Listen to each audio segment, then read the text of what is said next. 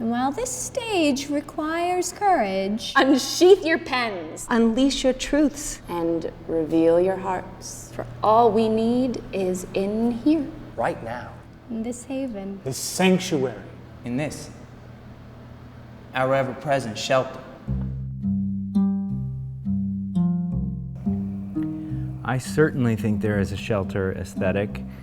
I would call it minimalistic, doing a lot with a little, keeping things streamlined and trying to find a way to make a satisfying visual experience. We did a production called Ghostlight, and there was literally a single light on stage. People were pushing me to make choices in the dark that would come across like I was being seen. I also think we use the theater. You know, we never try to hide the fact that we're in a theater, so we often like to show the nuts and bolts, you know. There's the ladder that we use to climb up there and hang the lights, and that's part of the set. And I really enjoy making these shows that invite people to bring their imagination with them and play a key part in telling the story.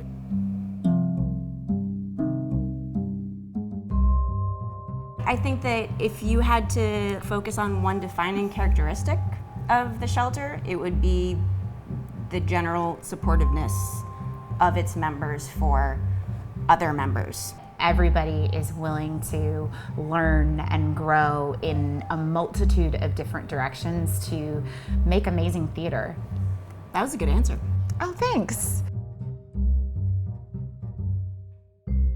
The heartbeat of the shelter is our Sunday workshop. We meet up every Sunday, open door policy to any artist that wants to work. We get together for 4 hours, and it's like our family dinner. And it's a place where for writers, for actors, directors, whatever somebody wants to work on. There's so many people that come into the shelter thinking that I'm just an actress, you know, and eventually we push them in a way where it's like, why don't you write something? And one day on the subway, I don't know, had a thought in my head and I scribbled down a scene.